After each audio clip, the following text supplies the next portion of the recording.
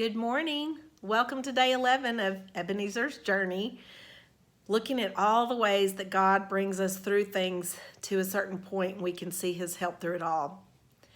In 2018, our family had a lot of heartache. We lost 4 family members in 5 months. One of them was Randy's mom and one of them was my dad. And you know what?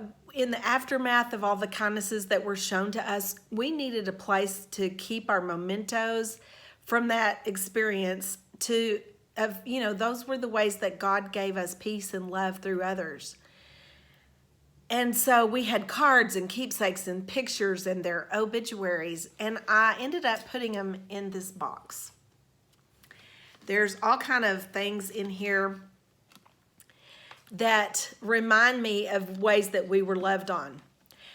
It's very familiar to me because it belonged to my mother-in-law. So that was special, that we could use one of her boxes or something she loved to put all this in. But it sits in plain sight in our home and we can revisit it for any time. The funny thing is, for the past several years, that has been my go-to gift for people who've lost a loved one. An Ebenezers box, a memento box, somewhere to keep the cards and things that they would want to look back through. And sometimes you just don't know where to put them. But this way, it's something pretty that sits out in your house, and it's a little memento box, a memory box of all those things that were so tender to you that it's hard to put away.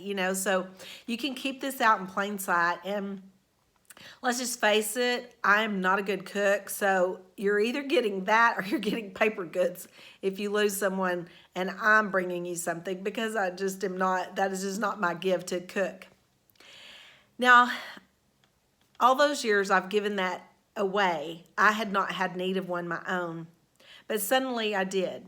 Have you got a box or some place that you put special mementos and things that you want to remember?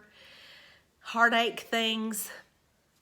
I was reading in Ecclesiastes 3, 1 through 8, and I just was reminded again that there's a time for everything. There's an occasion for everything and a time for every activity under heaven. A time to give birth and a time to die, a time to plant and a time to uproot, a time to kill and a time to heal, a time to tear down and a time to build, a time to weep and a time to laugh, a time to mourn and a time to dance, a time to throw stones and a time to gather stones, a time to embrace and a time to avoid embracing, a time to search and a time to count as lost, a time to keep and a time to throw away, a time to tear and a time to sow, a time to be silent and a time to speak, a time to love and a time to hate, a time for war and a time for peace. There you have it. There's literally a time for every single thing. And you know what? I can accept that. Death and loss are part of life. So, that works for me to accept it, but I still want to ponder some things from those experiences.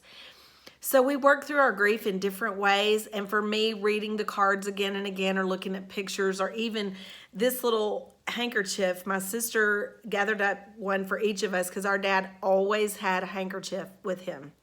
And she gave us these at the hospital. And this is in that box too. And y'all, my dad always had a handkerchief with him. And so things like this, I can immediately go back to my childhood. Just holding this for a few minutes, I can think of so many things about my dad. I heard a great quote one time. It says, "To live in hearts we leave behind is not to die." To me, that's what this symbolizes, is that when people can touch a part of us after we're gone, then it's as if we never left them. I'm so thankful to have these keepsakes and mementos in this darling box so that I can periodically revisit my mother-in-law and my dad's life and my father-in-law's life. That we've already lost all 3 of them. Randy's sister was one of them we lost, and my sister-in-law's dad. It's just, it was a really crazy time to have so many deaths concentrated in a few months. But it taught me that God is still in control, and I can handle anything with Him. Y'all, I hope you have a great Tuesday, and I will see you tomorrow. Bye.